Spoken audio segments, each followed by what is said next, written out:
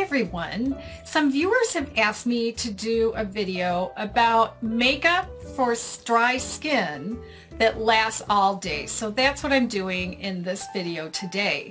Now, it's more about just makeup. It's also about your diet. Yes it is. And exercise. It's also about skincare, and then it's about makeup. So the type of makeup and application, for me anyway, to make it last all day, where if I'm doing something later in the day, I either don't have to touch it up or I barely have to touch it up. So that's what I want to talk about today. So let's start with diet. Well, I changed my diet.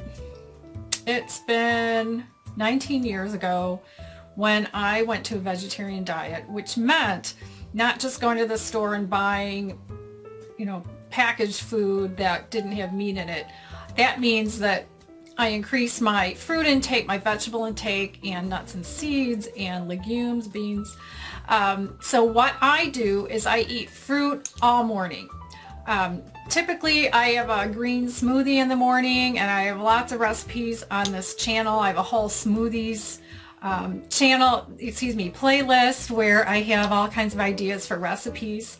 And so fruit all morning, and that's very hydrating. I don't do one of those 8 glasses of water person, because I have so much fruit and vegetables. And then throughout the day, big salad at lunch typically, but I just incorporate a lot of fresh vegetables in my diet, all different kinds, and I'm always changing them up because it's important to not stick with just 1 or 2, but to have a variety. Then the nuts and seeds, I don't eat a lot of them because they have a lot of calories and a lot of fat, but a certain amount, and I change those up as well. I always eat them raw, so that means they're not roasted and they're not salted. But I do make my own trail mix with raw, and I put a little Celtic sea salt in there and some raisins, and that's really good for a little pick-me-up in the afternoon. So that means I'm cutting back on meat, cutting back on dairy. I do have salmon once in a while, so I guess I could be called a pescatarian, but I don't.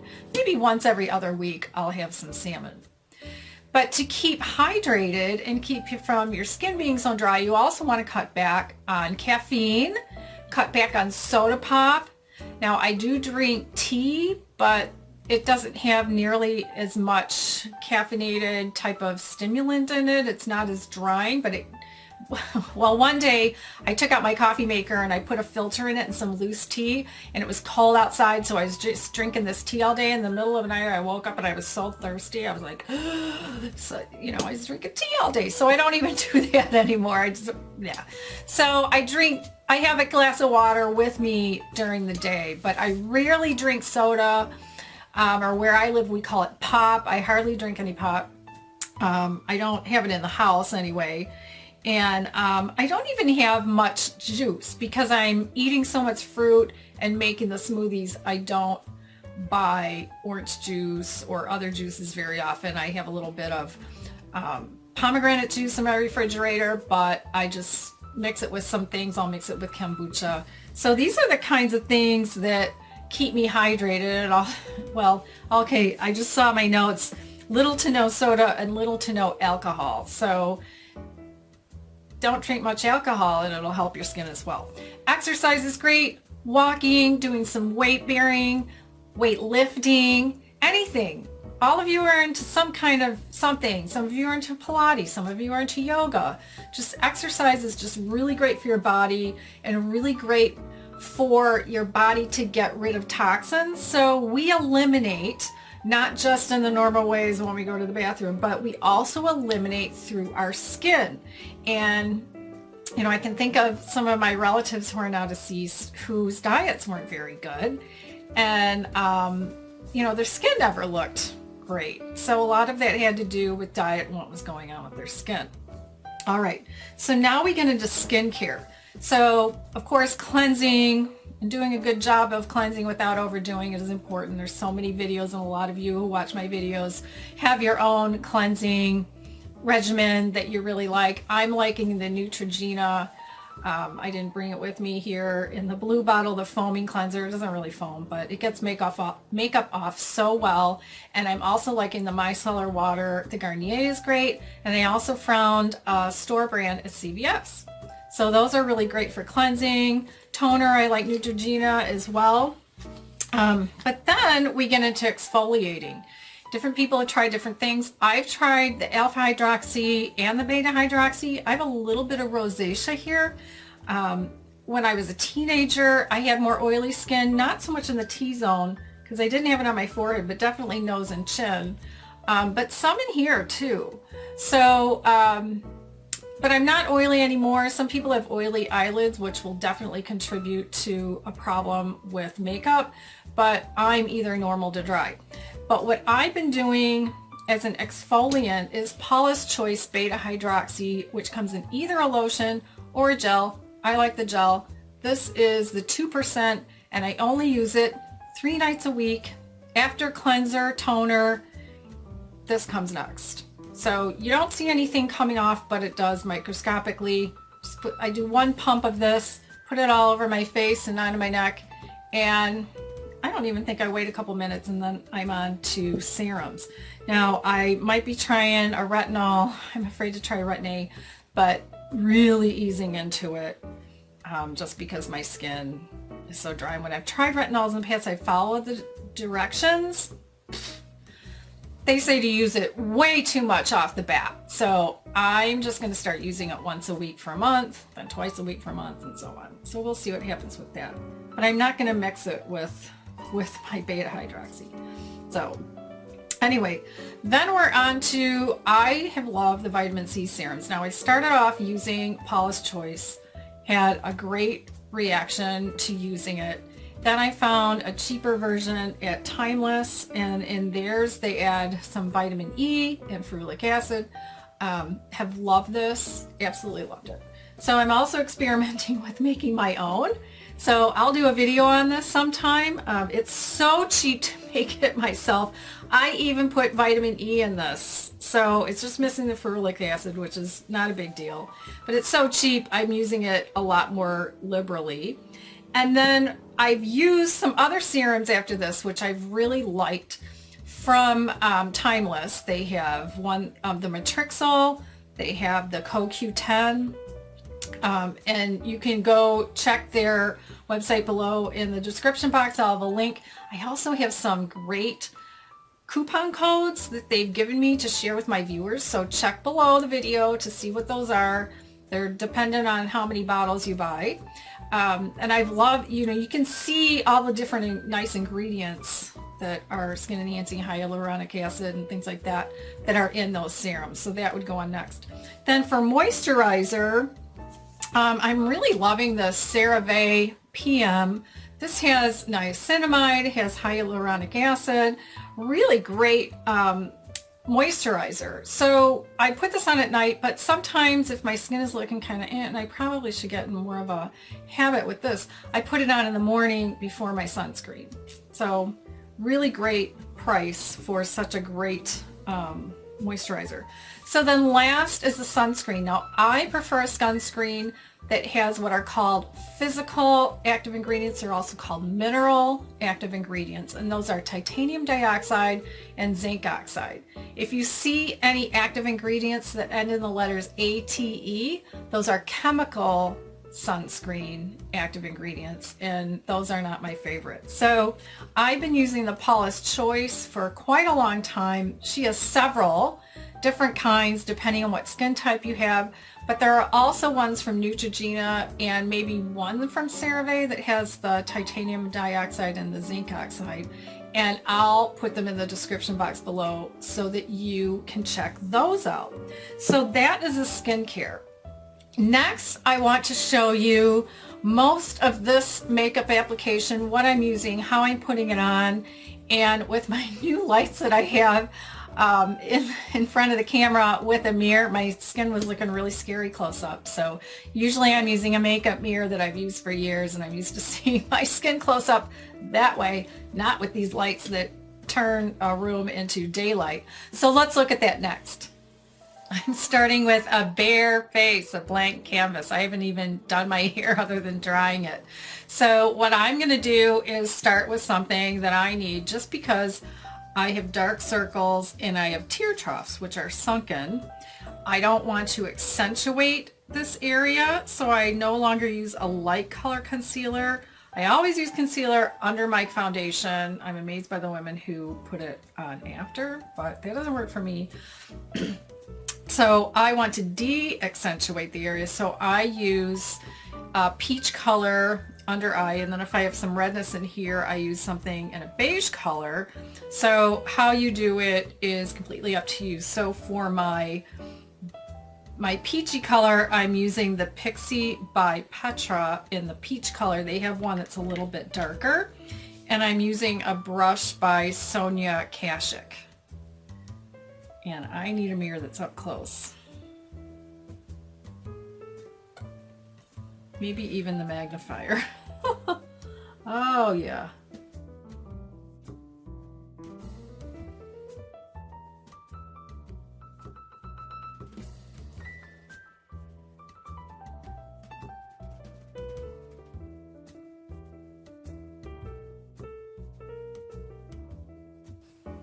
Next, for the redness, I'm using Benefit's Boing. This is a little more expensive per ounce than the Pixi.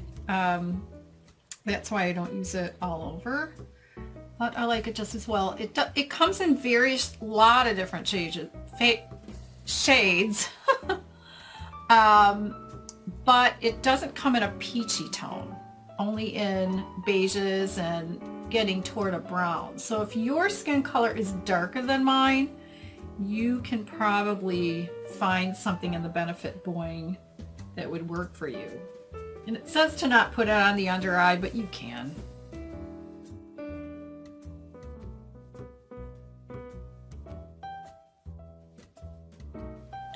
Next, I'm going to use this Urban Decay.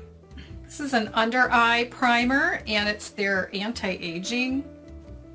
So I am just going to use such a little bit. Oh, that's even maybe too much. Let's see if that'll, it's trying to go on my face, but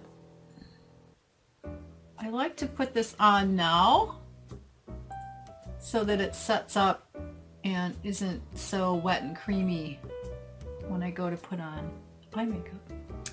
Next, for my face, I could just go with my foundation, but I'm going to start with a primer, which is, I use this BB cream as a primer. L'Oreal Magic Skin Beautifier BB cream in Fair, and then I can use less of my foundation. And I use only a little bit, not much.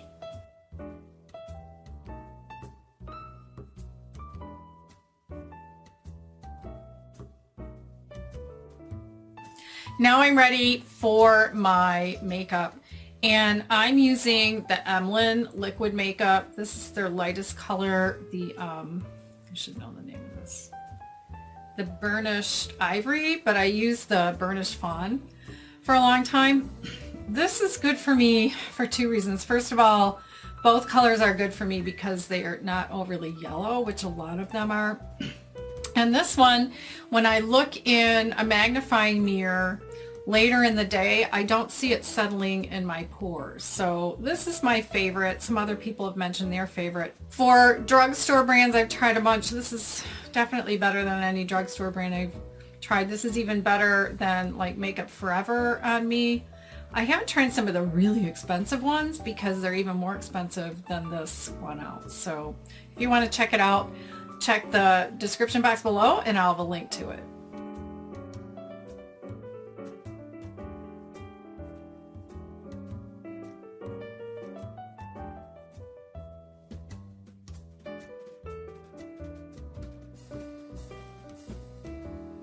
I'm going to use this e.l.f. brush, looks like a stippling brush, to smooth it out.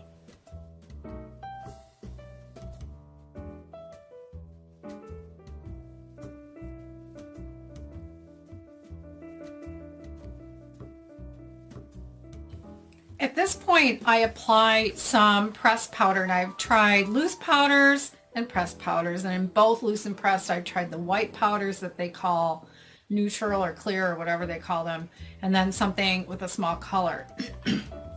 For me, I found that something pressed is better than loose, and something with a color is better than the white ones. If I use loose, it gets too cakey. The white ones have been too cakey. So right now I'm using the Rimmel Stay Matte. You can see that.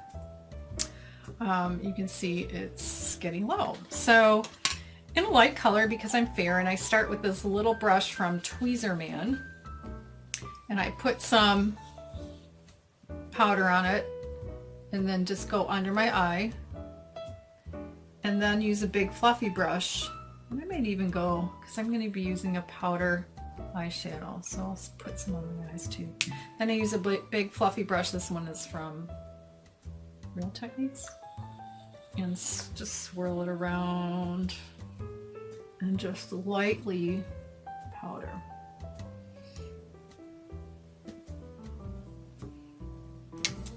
At this point, I put on a highlighter, and I'm using the under eye cover cream from Emlyn, which has just been great for this. So for years I use it as an under eye cover cream, but it's too light now for me.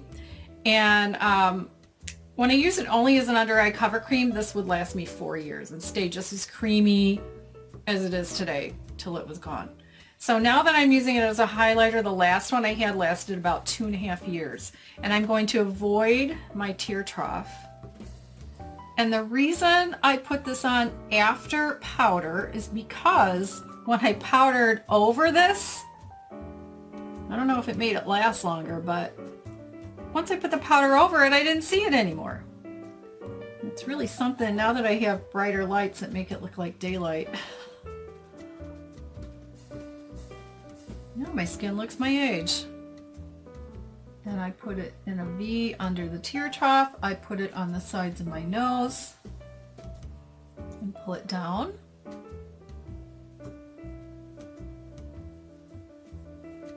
And I put a little dot here and bring it down my nose. And then I use an Eco Tools brush, the buffing brush, which is dense, thick, and soft and flat, to buff it out.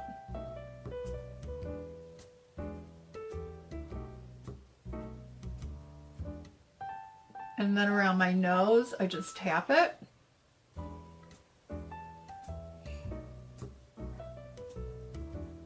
And blend it in. At this point, I'll put on a little bit of bronzer. I'm using the Milk Chocolate from Too Faced, and just a wide brush that's probably kind of like a blush brush or a powder brush.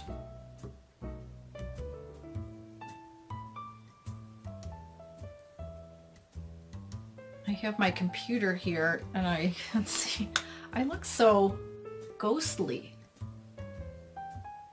in the playback, so we'll have to see in the editing how it really looks. I don't see what you see till later. All right. Usually people say I'm putting on too much bronzer, and in real life it looks good, but on the camera on your side it looks really intense. And then last, I'm going to put on some blush. This is a Bare Minerals blush. I usually don't like loose powder, but I'm really liking this. Just put a little bit in the cap. And I'll take some of it off because, yes, I know it looks intense.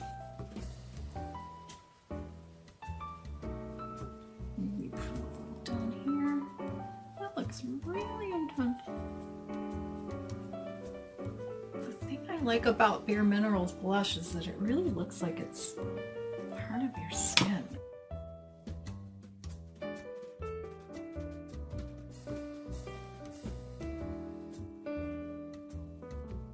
Now after this, I'm going to be putting on my eye makeup, eyeshadow. I'm going to be using this LORAC Pro Matte palette, which looks like this.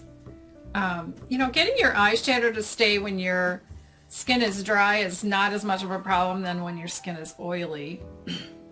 So, but I did put on that primer just a little bit. I don't like a lot of primer because then that starts to cake up. But I'll put this on with mascara off camera and do my brows because, you know, just those can last all day just based on what kind of shadow you're using, and different people have found that different things work for them. And you can check out some of my other videos in the playlist called beauty and skincare and that kind of thing. I'll link it in a little eye in the upper right hand corner if you click the little eye, or even in the description box below, and you can go through. And even on my channel, if you want to see if I've reviewed a particular kind of brand or something of that sort, when you go to my home page on my channel, over to the right where the menu bar is, where it says home and playlists and videos and that kind of thing, on the far right there's a little magnifying glass. You can hardly see it, it's gray on white, and if you click it you can type in any kind of things that you want to look up on my channel, and it's going to search the titles, the description box, and the tags just to see if there's something in particular. So if you would put in LORAC eyeshadow or LORAC something, you're going to find all the LORAC. But if there's some other brand you wonder if that's working for me, you can see if I've done some kind of review on it. All right, so let's go back to the finished look. So now we're back to the full makeup look. Now I did my eyebrows using this e.l.f. eyebrow kit, and I believe this is in the dark, and I don't use this light powdery thing. I only use this dark pomade, I guess you could call it, and I use this tiny little, this is a Japanese brush. I'm not sure if my camera's going to cooperate. It's trying to focus on my face. So I use a little brush and put that on, and then after I do my brows, I look in a regular mirror. If it's too much, I use one of those little clean mascara ones that I get in a package from Sally to brush them out and make them look more natural. Then for my lips, so for me, I never had dry lips and I never had dry skin around my lips, but post-menopause, yeah, I have the vertical line. So it's making some of my lipsticks travel, and I'm not happy about that. So one of the lip pencils I like, this is from NYX, and the last time I was there, they didn't have the ones that I got the time before. So this kind, you have to run through a sharpener. This one is kind of a rosy color, and then I have another one that's more of a peachy coral color, and I just line the lip, maybe fill in a little bit. These are really creamy. I really, really like them. And then I try to match them up pretty much with the lipstick. So if I'm going with a lipstick that's more pink, I use that lip color. And then I'm using a LORAC. This is LORAC Duchess. That's really pretty. And what? Yeah. And then on top of that, I'm using the Smashbox lip gloss. Smashbox is my favorite lip gloss. This one's in the color Pout. It's a light pink. It doesn't have any shimmer, but this will transform a lipstick color into beautiful shades, and just, it grabs a little bit of the light. These don't have any scent to them, and they're not sticky. I love these. I hope they don't change the formula. They keep changing the packaging to something worse, but anyway, those last pretty long. So those are my tips for makeup that lasts all day for dry skin. If you have any ideas, like what have you tried? Put it down in the comments below. I'd like to know what makeup you tried, or what tricks you have, or what lifestyle changes you made to make your skin better so that your makeup lasts all day. Please check out some of my other videos by clicking one of the images on the right side of your screen, or click the little eye in the upper right hand corner. Please subscribe, give me a thumbs up. Bye.